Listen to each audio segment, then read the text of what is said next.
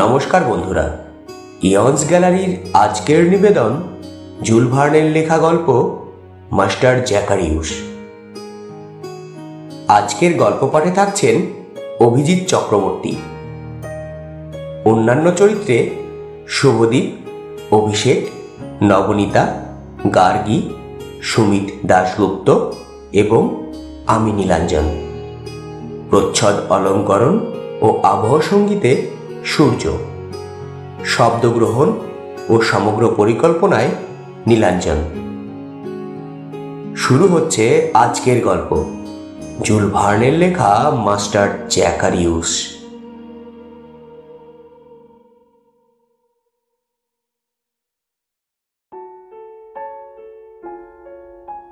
রোন নদীর ওপর ছোট্ট একটা দ্বীপ।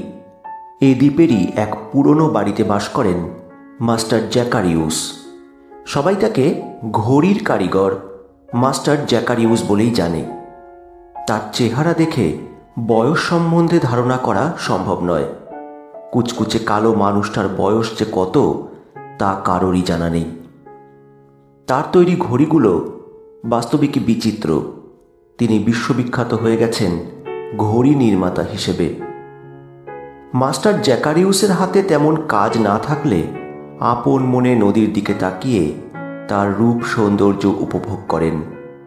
এমনিভাবেই তন্ময় হয়ে ঘন্টার পর ঘন্টা কাটিয়ে দেন। মাস্টার জ্যাকারিউস শহরের ঘড়িগুলোতে দম দেওয়ার সময় ছাড়া ভুলেও বাড়ির ত্রিসীমানায় বের হন না। তবে খাবার সময় অবশ্য তাকে বেরোতেই হয়। তার ঘড়ির কারখানার জন্য আলাদা কোনো ঘর নেই। শোবার ঘরটাতেই তিনি কারখানা গড়ে তুলেছেন। সারাক্ষণ টেবিল আর ঘরের মেঝের সর্বত্র ছড়িয়ে ছিটিয়ে থাকে ঘড়ির ছোট বড় সব যন্ত্রাংশ। সেগুলো নিজেরই আবিষ্কৃত, কিন্তু তার সর্বশ্রেষ্ঠ আবিষ্কার হচ্ছে ঘড়ির প্রাণ। একটি ছোট্ট যন্ত্র তৈরি করে তিনি তাতে প্রাণ প্রতিষ্ঠা করে তাকে সচল করে তোলেন। যাবতীয় ঘড়ির ক্ষেত্রে একই কথা প্রযোজ্য, আর এটা নাকি তার একান্তই নিজস্ব আবিষ্কার।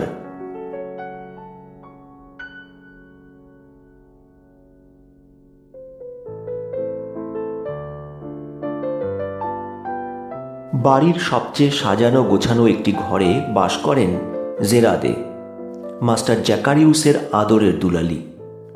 সে এতই সুদর্শনা যে কয়েকটা শহর ঘুরে এলেও সৌন্দর্যের দিক থেকে তার পাশে দাঁড়ানোর মতো কাউকেই পাওয়া যাবে না। সে অষ্টাদশী এবং পূর্ণ যৌবনা। মাস্টার জ্যাকারিউস, তার মেয়ে জেরাদে, আরও দুজন এ বাড়িতে বাস করে। তাদের একজন তার সহকর্মী ও শিষ্য অবর্টা, আর অন্যজন হলেন পরিচারক স্কলাস্টিকা। রোজ তারা চারজন একসঙ্গে একই টেবিলে বসে নৈশভোজ সারে। এক রাতে এক অত্যাশ্চর্য দৃশ্য লক্ষিত হল। টেবিলে সব উপাদেয় খাবার সাজানো থাকলেও মাস্টার জ্যাকারিউস কিছুই মুখে তুললেন না। তিনি কিছু না খেয়েই, অভ্যাস মতো মেয়েকে আদর না করেই কারখানা ঘরে চলে গেলেন। বাবার অভাবনীয় কাণ্ড দেখে জেরাদে হতভম্ব হয়ে বসে রইল। ভাবল, তবে কি তিনি সুস্থ নন? এ বাড়িতে এই যে একেবারেই অবিশ্বাস্য কাণ্ড। ইতিপূর্বে এমন কোনো ঘটনা তো আর ঘটেনি। তবে স্কলাস্টিকা চাপা দীর্ঘশ্বাস ফেলে বলল, কর্তা সাহেবের মধ্যে কদিন ধরে একটা অদ্ভুত ভাবান্তর লক্ষিত হচ্ছে। তবে কি ঘরে ভূত চাপলো নাকি? ডাক্তার দেখানো দরকার। কর্তা সাহেবের শিষ্য অবর্টা বলল, এই অস্বস্তির কারণ আমি জানি। কয়দিন যাবৎ অত্যাশ্চর্য একটা কাণ্ড ঘটে চলছে। তার তৈরি ঘড়িগুলো ইদানিং এক এক করে বন্ধ হয়ে যাচ্ছে। তিনি সারাই করতে গিয়ে কলকবজাগুলো খোলাখুলি করেও গলদ ধরতে পারছেন না। সবই ঠিকঠাক, অথচ আগ বাড়িয়ে স্কলাস্টিকা বলে উঠল, হবার কথা তো বটে। তামা পিতলের বানানো ঘড়ি আবার ভালো হয় নাকি? দম দিয়ে কি আর ঘড়ি সচল রাখা সম্ভব? বরং এর চেয়ে ওই ছায়া ঘড়ি অনেক অনেক ভালো ছিল। কোনো জটিল যন্ত্রাংশ নেই, দম দেবারও দরকার হয় না। জেরাদে সেদিকে কান না দিয়ে বলল, এক কাজ করা যাক বোন, চলো আমরা সকলে মিলে গির্জায় যাই। সেখানে গিয়ে পরম পিতার কাছে প্রার্থনা করি যাতে বিকল ঘড়িগুলোকে আবার সচল করে দেয়। এবার তারা মোমবাতি জেলে হাঁটু গেড়ে ঈশ্বরের কাছে সর্বান্তকরণে প্রার্থনা করল। তারপর সবাই নিজের নিজের ঘরে শুতে চলে গেল। জেরাদে বিছানায় শুয়ে নিদারুণ অস্থিরতার মধ্যে কাটাতে লাগলো। কিছুতেই ঘুমাতে পারল না। বাবার উদ্বেগ উৎকণ্ঠা তার মধ্যেও ভর করল।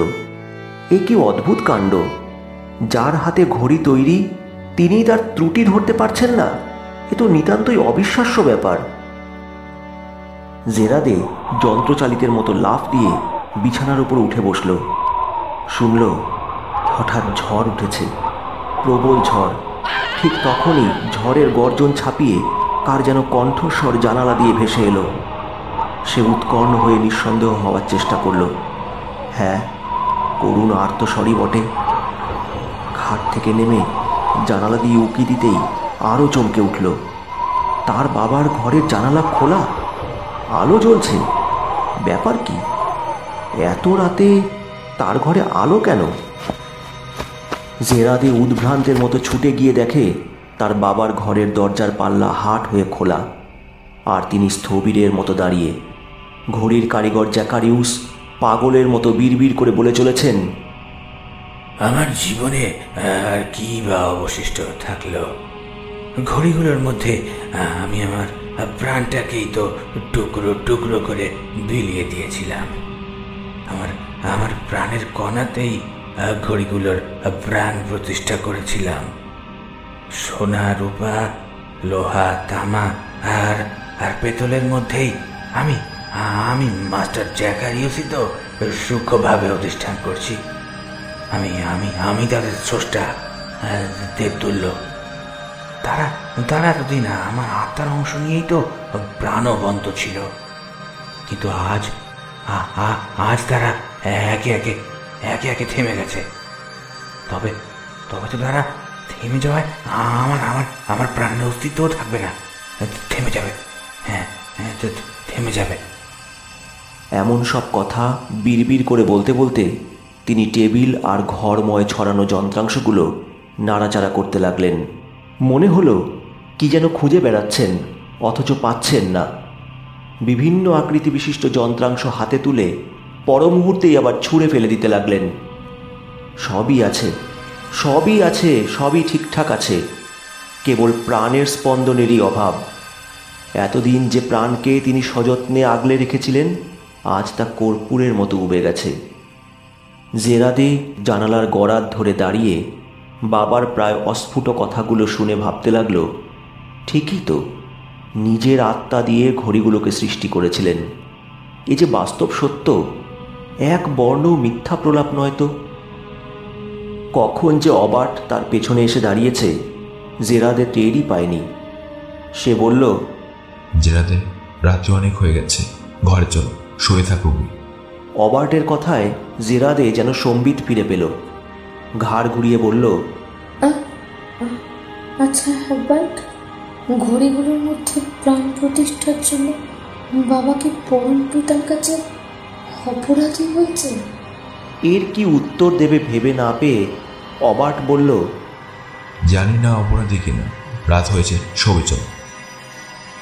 অবার্টের সঙ্গে জেরাদে নিজের ঘরে ফিরে এলো, আর মাস্টার জ্যাকারিউস জানালা দিয়ে অপলক চোখে উত্তাল উদ্দাম নদীর দিকে তাকিয়ে রইলেন।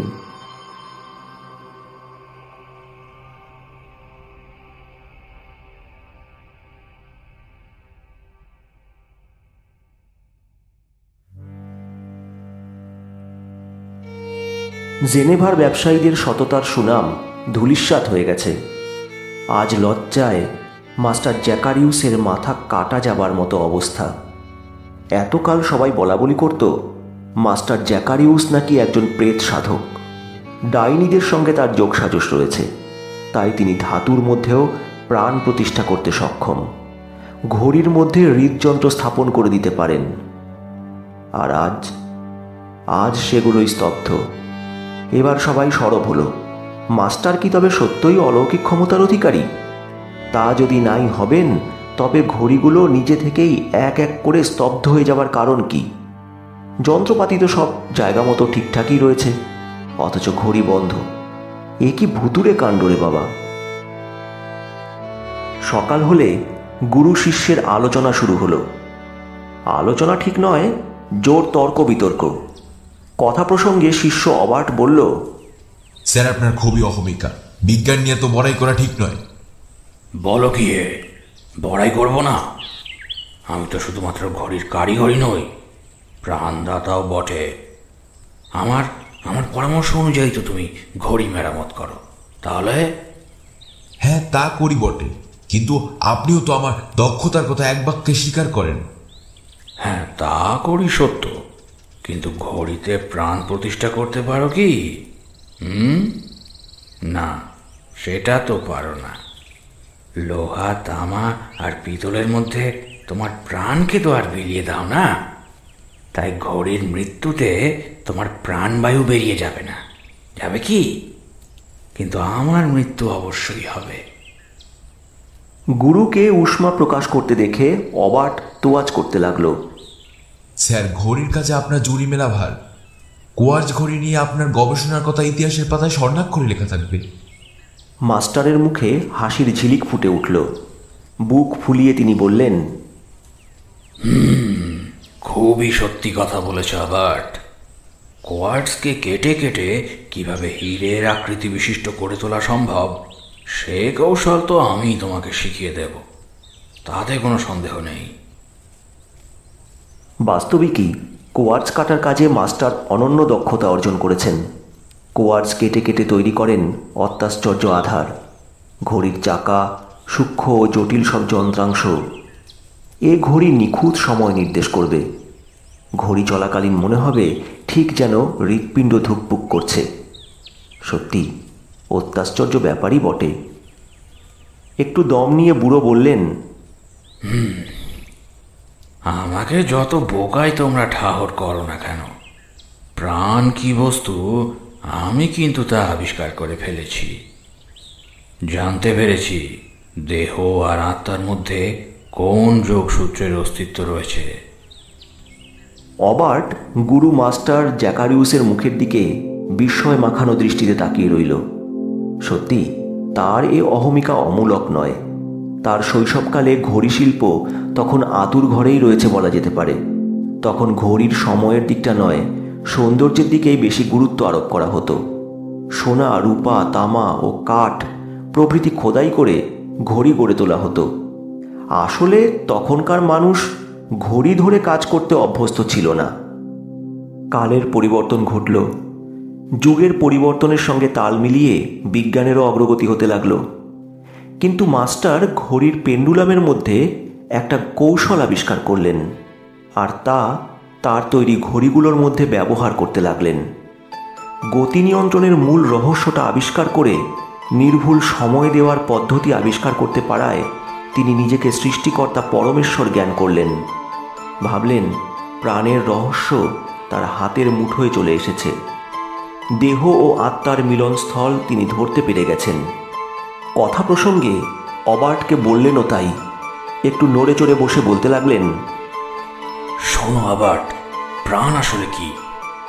প্রাণ আসলে কতগুলো স্প্রিংয়ের সমষ্টি ছাড়া আর কিছুই নয়। আমার এই দেহটা ভালো করে দেখেই এই প্রাণ তত্ত্ব আবিষ্কার করেছি আমি। দেহ ভালো চললেই প্রাণটা ঠিক থাকে। প্রাণের কাজ শুধু দেহটাকে ভালোভাবে চালানো, মানে নিয়ন্ত্রণ করা, শাসন করা। অনেক ভেবে দেখলাম ঘড়ির কলকবজা নিয়ন্ত্রণ করার মতোই একটা চাকা যদি আবিষ্কার করি, তাহলে ঘড়ি চলবে নিখুঁতভাবে এবং নির্ভুলভাবে।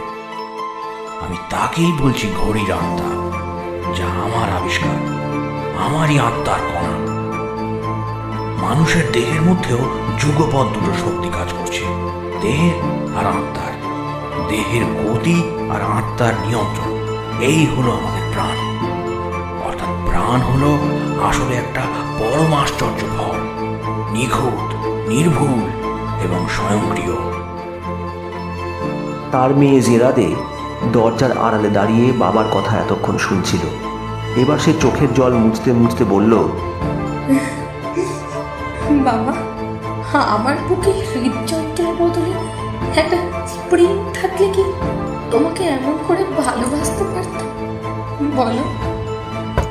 মাস্টার পরিস্থিতিটা সামাল দেওয়ার আগেই সদর দরজায় কড়া নাড়ার শব্দ হলো। ফ্যাকাশে বিবর্ণ মুখে মাস্টার জ্যাকারিউস বললেন, আর একটা ঘড়ি বুঝি খারাপ হলো, তাই না? যাও আবার দেখে এসো তো, আমার হৃৎপিণ্ড তো আর ভুল করতে পারে না। মাস্টার জ্যাকারিউস শয্যা নিলেন। কঠিন ব্যায়াম। চিকিৎসক এসে পরীক্ষা নিরীক্ষার পর বিধান দিয়ে গেলেন, কিন্তু কিছুতেই তার রোগ নিরাময় করা সম্ভব হলো না। জেনেভার ঘড়ির কারিগররা তার বিচিত্র ব্যায়ামর কথা শুনে বড়ই ভাবিত হয়ে পড়ল। একদিকে তার ঘড়িগুলো এক এক করে বিকল হয়ে পড়ছে, আর সেই সঙ্গে তাদের সৃষ্টিকর্তা মাস্টারও শয্যা নিলেন। চিকিৎসকরা মাঝে মধ্যেই লক্ষ্য করেছেন তার হৃদযন্ত্রের গতি স্তব্ধ হয়ে গিয়েও পর মুহূর্তে আবার টিকটিক করে চলতে শুরু করে। উপায়ান্তর না দেখে তারা শেষ পর্যন্ত সরে দাঁড়াতে বাধ্য হলেন। অদ্ভুত, একেবারেই অবিশ্বাস্য কাণ্ড বটে। আগেকার গুজবটা আবার মাথা চাড়া দিয়ে উঠল। তবে কি মাস্টার জ্যাকারিউস সত্যি শয়তানের চর? সাক্ষাৎ শয়তান, পিশাচ সিদ্ধ পুরুষ, ডাইনির সঙ্গে তার যোগসাজশ রয়েছে? মেয়ে জেরাদে আর শিষ্য অবার্ট যথাসাধ্য সেবা যত্নের মাধ্যমে তাকে সুস্থ করে তোলার চেষ্টা করতে লাগল। মাস্টার জ্যাকারিউসের ইচ্ছা একটু সুস্থ হয়ে উঠলে তার সাথের জেরাদেকে অবার্টের হাতে তুলে দিয়ে তাকে জামাই করে নেবেন। শহরের বাসিন্দারা বলা বলি করত, বুড়ো মাস্টার শিষ্যের সঙ্গে নিজের মেয়ের বিয়ে দিয়ে তাকে ঘর জামাই করে রাখার ধান্দায় রয়েছেন। এ প্রসঙ্গ নিয়ে কথা উঠলেই অদ্ভুত একটা দৃশ্যের অবতারণা ঘটতে দেখা যায়। অতি কদাকার একটা মূর্তিকে নজরে পড়ে। একে এর আগে কোনোদিনই শহরে দেখা যায়নি। তার মুখটা ঠিক যেন একটা ঘড়ির ডায়াল, আর ঘড়ির দেহটার মতো তার দেহকাণ্ডটা। হাতগুলো ঘড়ির কাঁটার মতো থেকে থেকে নড়াচড়া করে। বুকে কান রাখলে নির্ঘাত শোনা যাবে ভেতরে অনবরত টিকটিকানি চলছে। গ্রীবা বিস্তার করলে মনে হয় বুঝিবা খাঁচ কাটা দাঁতগুলোর মধ্য দিয়ে অনবরত চাকা ঘুরে চলেছে। লক্ষ্য করলে দেখা যায় বেটে খাটো কুদর্শন মানুষটা প্রতি ঘন্টায় 1 লিগ পথ রোজ পায়ে হেঁটে পাড়ি দেয়। বৃত্তাকার পথে চলে। রোজ দুপুর 12টার ঘণ্টা বাজার সময় তাকে গির্জার তলায় ঠিক মোতায়েন থাকতে দেখা যায়। এবার থেকে কুদর্শন বেটে লোকটাকে সর্বত্র দেখা যেতে লাগলো। তবে জেরাদে আর অবার্টের বিয়ের কথা যেখানেই উত্থাপন করা হয় সেখানে সে আচমকা দেখা দেবেই। শুধু কি এই, খাঁচ কাটা দাঁতের পাটি বের করে বিদ্রুপাত্মক স্বরে বলে ওঠে, এ বিয়ে কিছুতেই হওয়ার নয়। এক বিকেলে জেরাদে তার বাবাকে নিয়ে পথে পায়চারি করার সময় অত্যাশ্চর্য মূর্তিটাকে দেখতে পেল। তার দিকে অপলক চোখে তাকিয়ে রয়েছে। মুখের দিকে চোখ পড়া মাত্রই ফিক করে হেসে ফেলে। আর একদিন বেড়াতে বেড়াতে কুদর্শন লোকটাকে দেখেই জেরাদে চমকে উঠে তার বাবার হাত চেপে ধরল। ভীত সন্ত্রস্ত কাপা কাপা গলায় কোনো রকমে উচ্চারণ করল, বাবা, ওই ওই কিংবুট কি মাখার লোকটা আমার দিকে কেমন ডেবা ডেবা চোখে দেখছে। মাস্টার জ্যাকারিউস মুচকি হেসে মেয়ের মাথায় হাত বোলাতে বোলাতে বললেন, কেন শুধু শুধু ভয় পাচ্ছিস জেরাদ? ওটা একটা ঘড়ি, ঠিকই তো চলছে। এখন 4টে বাজে। চোখের তারায় অবিশ্বাসের ছাপ এঁকে জেরাদে তার বাবার মুখের দিকে তাকিয়ে স্বগতোক্তি করল, ঘড়ি? এ কি অদ্ভুত কথা! বাবা কি সত্যিই মানুষ, নাকি তার মধ্যে পিশাচ ভর করেছে? মানুষের মুখে ঘড়ির কাঁটা কি করে খুঁজে পেলেন? মাথায় তো আসছে না। মাস্টার জ্যাকারিউস বাড়ি ফিরে কারখানা ঘরে ঢুকলেন। কয়েক মুহূর্ত নিশ্চল নিথর পাথরের মূর্তির মতো দাঁড়িয়ে রইলেন। তখন ঠিক 5টা। আশ্চর্য ব্যাপার, ঘড়িগুলোতে আগে পরে 5টার ঘন্টা বাজতে লাগলো। এর আগে তো এমন ঘটনা কখনো ঘটেনি। সবকটা ঘড়িতে একই সঙ্গে 5টার ঘন্টা বাজত, সামান্য হেরফের হতো না। একের পর এক ঘড়ির ঘন্টা 15 মিনিট ধরে বাজল। ব্যাপারটা তার মধ্যে আরও বেশি অস্থিরতা জাগিয়ে তুলল। এমন এক চরম মুহূর্তে কে যেন তার দরজায় করাঘাত করল। ঝট করে দরজা খুলতেই দেখা গেল অবিকল ঘড়ির মতো দেখতে মূর্তিমান সেই কিদ্ভুত কিমাকার লোকটা দাঁত বের করে দরজায় দাঁড়িয়ে। কোনো রকম ভূমিকা না করে সে বলে উঠল, আমি আপনার সেবা করার ইচ্ছে নিয়ে এসেছি। সূর্যের ওপর খবরদারি করাই আমার একমাত্র কাজ। আমি নির্ঘাত আপনার বাগনামানা ঘড়িগুলোকে হাতের মুঠোয় নিয়ে আসতে সক্ষম হব। শুকনো গলায় মাস্টার জ্যাকারিউস বললেন, আমি কি আর ততদিন থাকবো এই পৃথিবীতে? ধরে কি আর প্রাণের অস্তিত্ব থাকবে?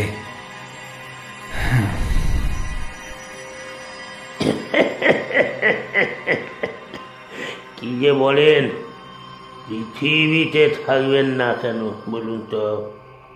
অবশ্যই থাকবেন। মাস্টার জ্যাকারিউস উন্মাদের মতো চিৎকার করে উঠলেন, হ্যাঁ হ্যাঁ হ্যাঁ, ঠিকই তো, হ্যাঁ ঠিক কথাই তো বলেছে। কেন কেন বাঁচবো না? হ্যাঁ, আমার তো মৃত্যু হওয়ার কথা নয়। ঘড়ির সৃষ্টিকর্তা আমি, ঘন্টা ঘন্টা মিনিট সেকেন্ডের জন্মদাতা, বিশ্ব ব্রহ্মাণ্ডের সৃষ্টিকর্তা পরম পিতার মতোই আমিও মৃত্যুঞ্জয়ী। আমার মৃত্যু নেই, না না, আমার মৃত্যু নেই। আমি অমর আত্মা। আমি মৃত্যুঞ্জয় পরম পিতারই সমান ক্ষমতাধর। সমান ক্ষমতাধর। দেখুন স্যার, শয়তানও নিজেকে সৃষ্টিকর্তার সঙ্গে তুলনা করে থাকে। তাই তো আমি যে আদব ঘড়িগুলোকে ঠিক করতে ছুটে এসেছি। কিন্তু কিভাবে তা সম্ভব বলো তো? উপায় জানার আগে আপনার মেয়েটাকে আমার সঙ্গে বিয়ে দিতে হবে। সে কি কথা? এই যে নিতান্তই অসম্ভব প্রস্তাব। হাবার্টের সঙ্গে তার বিয়ে দেওয়ার চূড়ান্ত সিদ্ধান্ত যে আমি ইতিমধ্যেই নিয়ে রেখেছি। একেবারেই অলীক কল্পনা।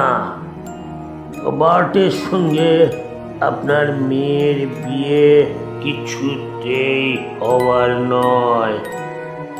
চাপা একটা দীর্ঘশ্বাস ফেলে এবার সে বলল, বহুত আচ্ছা, তবে আমি বিদায় নিচ্ছি। শুনে রাখুন সাহেব, বিয়েটা না হলে আপনার রোগ নিরাময় হচ্ছে না, ঘড়িগুলোও মেরামত হচ্ছে না। বিদায় মাস্টার জ্যাকারিউস। লম্বা লম্বা পায়ে সে বাড়ির সীমানার বাইরে চলে গেল। ঠিক তখনই তার বুকের ভেতরে কে যেন পরপর 2বার হাতুড়ির আঘাত হানল। 6টা বাজল।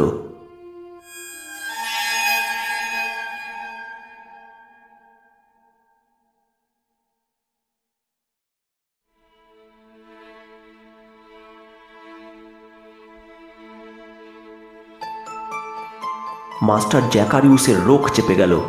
তাকে বাঁচতেই হবে, যে করেই হোক ঘড়িগুলোকে মেরামত করে আবার চালু করবেন। অবার্টের সঙ্গে আদরের দুলালি জেরাদের বিয়ে তিনি দেবেনই। বারবার তার অন্তরের অন্তঃস্থলে অদ্ভুত দর্শন লোকটার ভবিষ্যৎবাণী জেগে উঠতে লাগল। কথাটা যখনই তার মনের কোণে ভেসে ওঠে, তখনই অধিকতর উৎসাহ উদ্দীপনা নিয়ে তিনি ঘড়ি সারাইয়ের কাজে মেতে ওঠেন। প্রতিটা যন্ত্রাংশ তীক্ষ্ণ দৃষ্টিতে পরীক্ষা নিরীক্ষা শুরু করেন। না, কোথাও কোনো ত্রুটিই তো ধরা পড়ছে না। এ কি অদ্ভুত কাণ্ড! তবে কেন ঘড়িগুলো অচল অনড় হয়ে পড়ে রয়েছে? মাস্টার জ্যাকারিউসের আত্মম্ভরিতা কিন্তু এতটুকুও হ্রাস পায়নি। এখনও তিনি নিজেকে সৃষ্টিকর্তা পরম পিতার সমান জ্ঞান করেন। শহরের কোথাও কারোর বাড়িতে ঘড়ি বিকল হয়েছে খবর পাওয়া মাত্র উদ্ভ্রান্তের মতো সেখানে ছুটে যান। ঘড়ি বারবার নাড়াচাড়া করেন, কষে দম দেন, কিন্তু হায়, পেন্ডুলাম কিছুতেই দোলে না। স্থবির, একেবারে অনড়। তার সব প্রয়াস বারবারই ব্যর্থ হয়ে যায়। অবার্ট ভেবেচিন্তে বলে, স্যার, দীর্ঘদিন ব্যবহারের ফলে যন্ত্রাংশগুলো হয়তো ক্ষয় হয়ে গেছে। চাকার দাঁত ক্ষয় হয়ে যাওয়া কিছুমাত্র বিচিত্র নয়। কিলক জায়গা মতো না বসায়। তাকে মাঝপথে থামিয়ে দিয়ে মাস্টার জ্যাকারিউস ধমক দিয়ে ওঠেন, তো যত সব অবান্তর কথা! চাকার দাঁত ক্ষয় হয়ে যাচ্ছে? হ্যাঁ, অসম্ভব। প্রত্যেকটা তামার টুকরো আগুনে নরম করে হাতুড়ি দিয়ে পিটিয়ে পিটিয়ে নিজে হাতে যন্ত্রাংশগুলো তৈরি করেছি। আর যেসব স্প্রিং ব্যবহার করেছি সেগুলো মোটেও মামুলি স্প্রিং নয়। কিছুতেই সেগুলো ক্ষয়ে ক্ষয়ে অকেজো হয়ে পড়তে পারে না। নির্ঘাত ঘড়ির ভেতরে ভূত প্রেত ঢুকে ঘাপটি মেরে বসে রয়েছে। ঘড়ির মালিকদের ঘন ঘন যাতায়াতে বাড়িতে তিষ্ঠনই সমস্যা হয়ে দাঁড়িয়েছে। স্তব্ধ হয়ে যাওয়া ঘড়ি ফেরত দিয়ে তারা কড়া কথা শোনান, গালমন্দ করতেও দ্বিধা করেন না। টাকার থলেতে টান পড়ল। এবার তিনি বাসনপত্র বিক্রি করে ঘড়ির ক্রেতাদের দাম ফেরত দিতে লাগলেন। তারপর আসবাবপত্রেও হাত পড়ল। শেষ পর্যন্ত অবার্ট নিজের সঞ্চিত অর্থ তুলে দিয়ে শিক্ষাগুরুর মান বাঁচাতে লাগলেন। পরিচারিকা স্কলাস্টিকা তার প্রভুর অত্যাশ্চর্য ক্ষমতার কথা বড়াই করে প্রতিবেশীদের কাছে বলে। কেউ তার প্রভুর কুৎসা গাইলে সে ছেড়ে কথা বলে না, বরং বুক ফুলিয়ে বলে, সব ঘড়ি বিকল হয়ে যাচ্ছে। কোন নিন্দুক বলে? লোহার সে ঘড়িটার কথা মনে নেই? দাম এতই বেশি যে জেনেভার কারোর হিম্মতেই কুলায়নি। আদালতের বাগান বাড়িতে গেলে সেটা আজও দেখা যাবে। হ্যাঁ, তার কথা 100% সত্যি। অত্যাশ্চর্য যে লোহার ঘড়িটা মাস্টার জ্যাকারিউসের সর্বশ্রেষ্ঠ কীর্তি, সেটা স্বীকার করতেই হয়। 20 বছর ধরে প্রাণবন্ত মানুষের মতো আজও সেটা রীতিমতো সচল রয়েছে। নিজে থেকেই চলে, কারোর দেখার দরকার পড়ে না। মাস্টার জ্যাকারিউস মনের দিক থেকে ক্রমেই দুর্বল হয়ে পড়ছেন। শেষ পর্যন্ত মেয়ে জেরাদের বিয়েটা দিয়ে যেতে পারবেন কিনা যথেষ্ট সন্দেহ হচ্ছে। সম্প্রতি তার গির্জায় যাওয়া, প্রার্থনা সভায় যোগদান করাও শিখে উঠে গেছে। শয়তান ক্রমেই তার কাঁধে চাপছে, ঈশ্বর দূরে সরে যাচ্ছেন। এক রবিবার সকালে জেরাদে তাকে খুব করে বুঝিয়ে শুনিয়ে গির্জায় নিয়ে গেল। তিনি গির্জার এক কোণে জবুথবু হয়ে বসে রইলেন। তাকে দেখেই উপস্থিত সবাই ভয়ে সরে গেল। সবাই যখন প্রার্থনা সঙ্গীত গাইতে আরম্ভ করল, তিনি তখন জুলজুল করে তাকিয়ে রইলেন। ভাবটা এমন যে তিনি ঈশ্বরের চেয়ে কোন অংশে কমতি। একেই বলে শয়তান কাঁধে চাপা। গির্জার নিয়ম অনুযায়ী দুপুর ঠিক 12টায় দেবদূতের প্রার্থনা হয়। সবাই ঘড়িতে 12টা বাজার জন্য অপেক্ষা করছে। ঘড়ির কাঁটা ঘুরে 12টার কাছাকাছি এগিয়ে গেল। হঠাৎ মাস্টার জ্যাকারিউস উন্মাদের মতো চেঁচিয়ে উঠলেন। ঘড়ির কাঁটা হঠাৎ দাঁড়িয়ে গেছে। আর কোনোদিন 12টা বাজবে না, কোনোদিনই না। গির্জার ভক্তরা মাস্টারকে আচ্ছা মতো পিটুনি দিল। সংজ্ঞা হারিয়ে মেঝেতে লুটিয়ে পড়লেন তিনি। সংজ্ঞা ফিরে পেয়ে তিনি আবার চিৎকার করে উঠলেন, আমার মৃত্যু নেই, না, আমার কোনো মৃত্যু নেই। আমি জ্যাকারিয়াস, আমি অমর। কে বললো আমি মারা যাব? আমার হিসাবের খাতা কোথায়? হ্যাঁ। কথা বলতে বলতে তিনি তাক থেকে একটা খাতা টেনে নিয়ে উন্মাদের মতো তার পাতা ওল্টাতে ওল্টাতে তার ঘড়ি বিক্রির সংখ্যা দেখে নিলেন। তাতে ক্রেতাদের নাম ঠিকানা বিস্তারিতভাবে লেখা। দেখলেন একটা ঘড়ি ছাড়া বাকি সব ঘড়ি তার কাছে ফিরে এসেছে। একমাত্র লোহার ঘড়িটার কথা উল্লেখ নেই। তবে সেটা এখনো স্তব্ধ হয়ে যায়নি। তাতে কি এখনো প্রাণের অস্তিত্ব রয়েছে? তবে সেটা এখনো ঠিকঠাক চলছে? আবার উন্মাদের মতো চিৎকার করে উঠলেন তিনি। বন্ধ হয়নি, এখনো চলছে সেটা। হ্যাঁ, এখনো এখনো চলছে। আমি যাব তল্লাশ করে বের করবো লোহার ঘড়িটাকে। কিছুতেই বন্ধ হতে দেব না, না না, কিছুতেই না। তার প্রাণ পাখি এখনো সাড়া দিচ্ছে। হ্যাঁ, ধুকপুক করছে, ধুকপুক। সেটাকে জিয়ে রাখলেই আমিও বেঁচে থাকবো। হ্যাঁ, আমি হব মৃত্যুঞ্জয়। মৃত্যুকে জয় করে বেঁচে থাকবো অনন্তকাল। কথা বলতে বলতে উত্তেজনাবশত তিনি আবার সংজ্ঞা হারিয়ে লুটিয়ে পড়লেন। মৃত্যু পথযাত্রী মাস্টার জ্যাকারিউসের মধ্যে এক অভাবনীয় অমানসিক শক্তি আশ্রয় নিল। মৃত ব্যক্তি যেন সমাধিক্ষেত্র থেকে প্রাণ ফিরে পেলেন। হঠাৎ একদিন তিনি বেপাত্তা হয়ে গেলেন। জেরাদে সারা জেনেভা শহর তন্ন তন্ন করে খুঁজেও বাবার হদিশ পেলেন না। অবার্টও গুরুর খোঁজ করে হতাশ হয়ে বলল, তিনি নির্ঘাত ওই লোহার ঘড়িটার খোঁজে ছুটেছেন। তার প্রাণ পাখি যে ওই ঘড়িটার মধ্যে আবদ্ধ রয়েছে।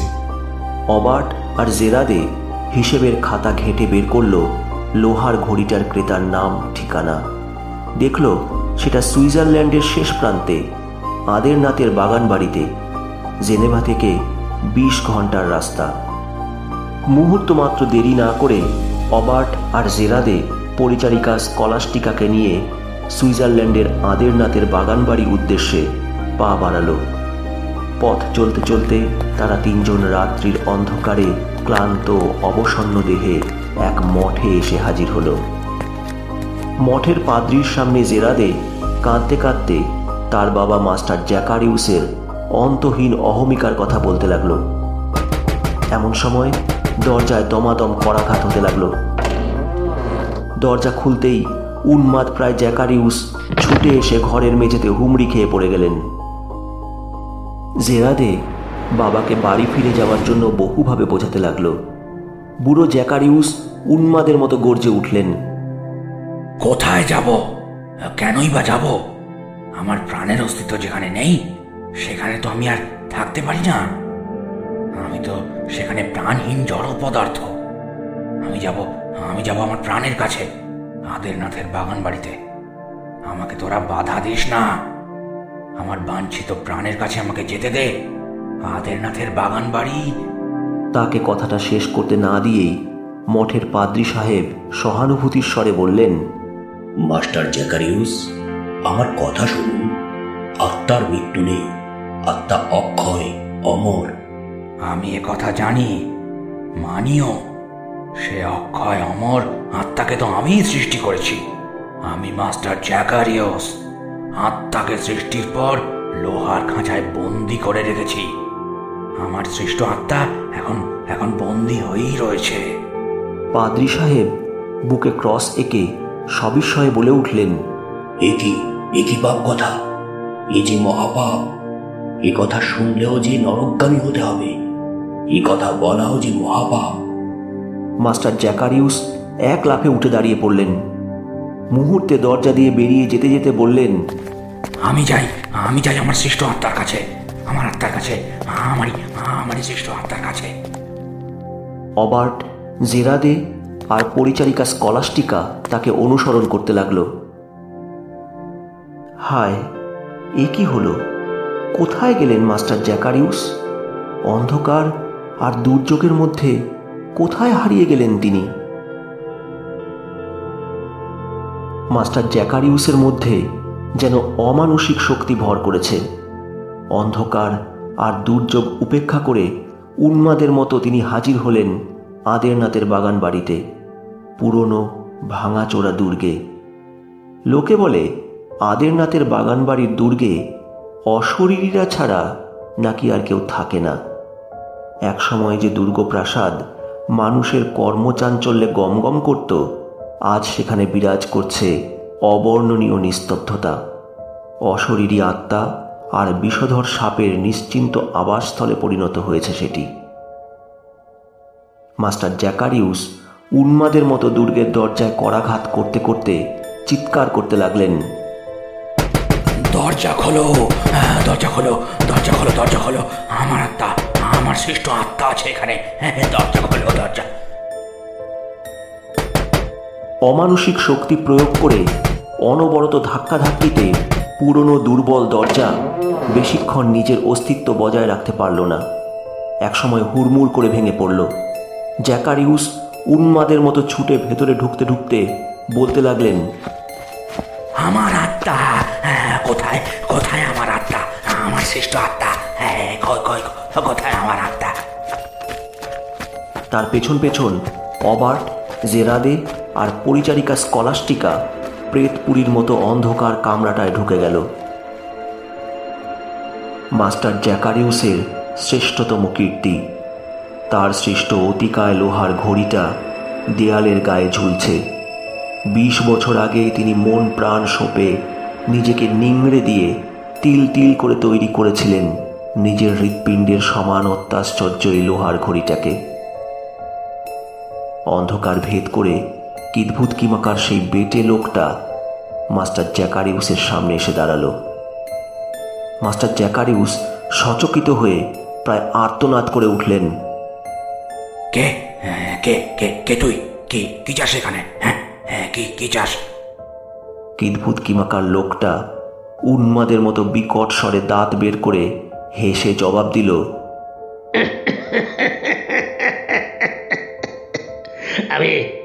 আমি এ ঘড়ির মালিক। আমার নাম পিত্তলচিও। মাস্টার জ্যাকারিউস, উচিত মূল্য দিয়ে আমি এ ঘড়িটা আপনার কাছ থেকে ক্রয় করেছিলাম।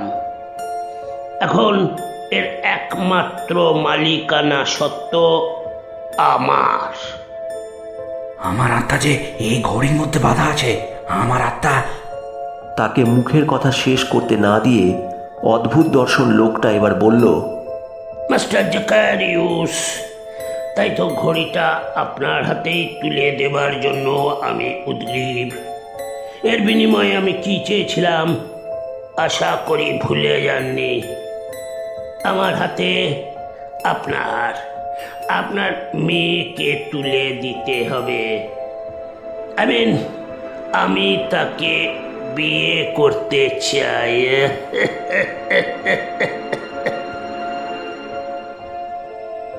উত্তেজনায় কাঁপতে কাঁপতে অবার্ট গুলিবিদ্ধ জানোয়ারের মতো গর্জন করে উঠল, বজ্জাত শয়তান, বামুন হয়ে চাঁদে হাত বাড়াতে চাচ্ছিস?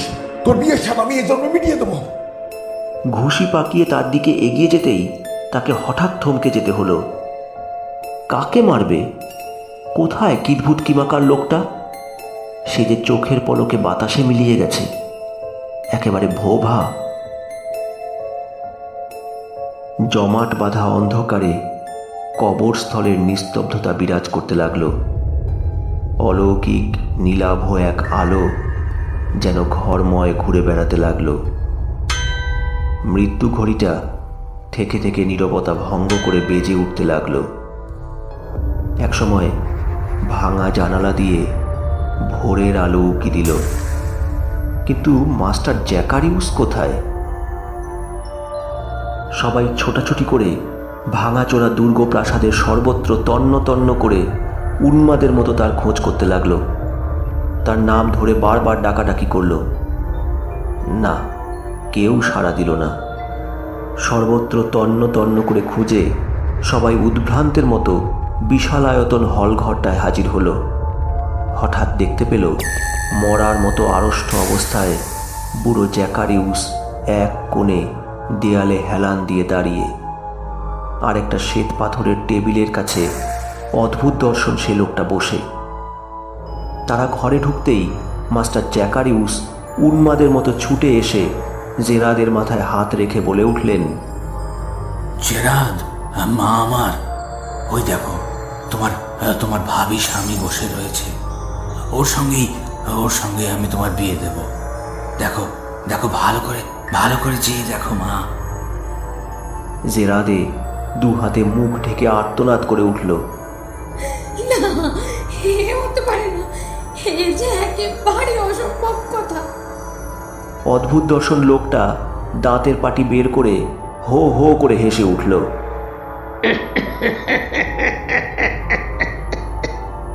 মাস্টার জ্যাকারিউস উন্মাদের মতো গর্জে উঠলেন, এ কি কথা? আমার কথা অমান্য করবে জেরাদ? পর মুহূর্তেই নিজেকে সামলে নিয়ে আবেগ মধুর স্বরে বলতে লাগলেন, আমার কথা শোনো মা, আমাকে বাঁচতে দাও। ওই ঘড়িটার মধ্যে আমার প্রাণ পাখি বাঁধা রয়েছে। এখন এই লোকটা এর মালিক। ঘড়িটার চাবিকাঠি ওর কাছে গচ্ছিত আছে। দম দিতে হবে, দম। কতদিন ওটাতে দম দেওয়া হয়নি, অনেক দিনের ময়লা জমে রয়েছে। দম দিতে হবে। চাবি চাই, চাবি। জেরাদে মা আমার, আমাকে তুমি কি করে মেরে ফেলতে চাও? হ্যাঁ, ঘড়িটা বন্ধ হয়ে গেলে যে আমার মৃত্যু অনিবার্য।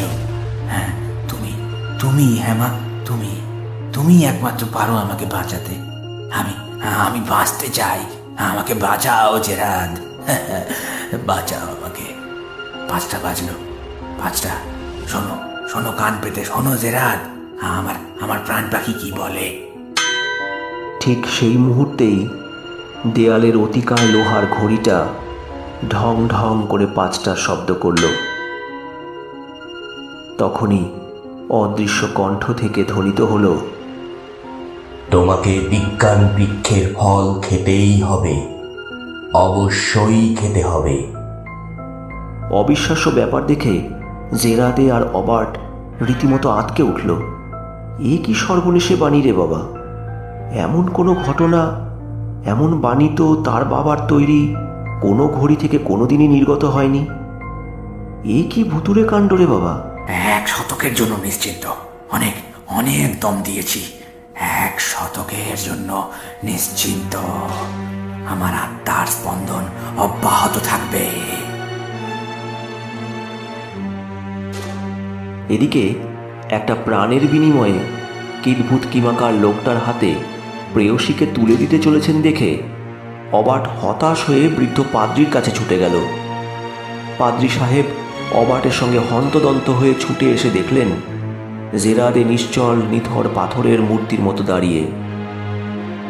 বুড়ো মাস্টার জ্যাকারিউস অতিকায় লোহার ঘড়িটায় কান লাগিয়ে তন্ময় হয়ে শুনছেন তার টিকটিক শব্দ। তার হৃৎপিণ্ডটা থেকেই এই টিকটিক শব্দ যেন উত্থিত হচ্ছে।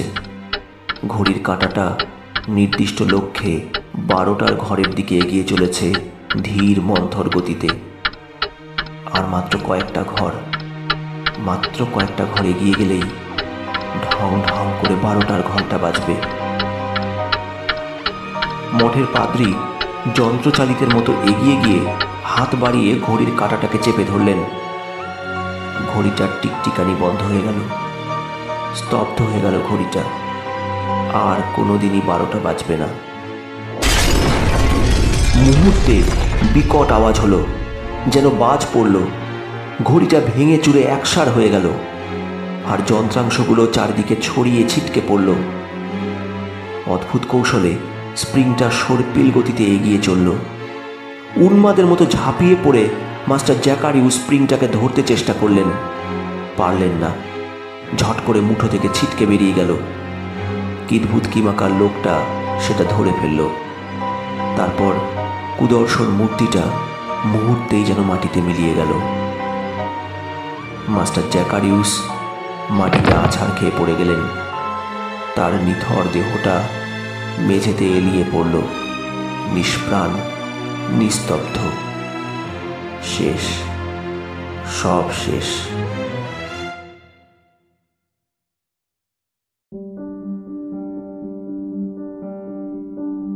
পাদ্রির উপস্থিতিতে অবার্ট আর জেরাদের বিয়ে সুসম্পন্ন হয়ে গেল। তারা জীবনভর বিজ্ঞান তাপস মাস্টার জ্যাকারিউসের আত্মার শান্তির জন্য পরম পিতার কাছে প্রার্থনা জানালো। শুনছিলেন ইয়ন্স গ্যালারির নিবেদন মাস্টার জ্যাকারিউস। খুব শীঘ্রই আমরা ফিরে আসব নতুন কোনো গল্প নিয়ে। সবাই সুস্থ থাকুন, আনন্দে থাকুন। ধন্যবাদ।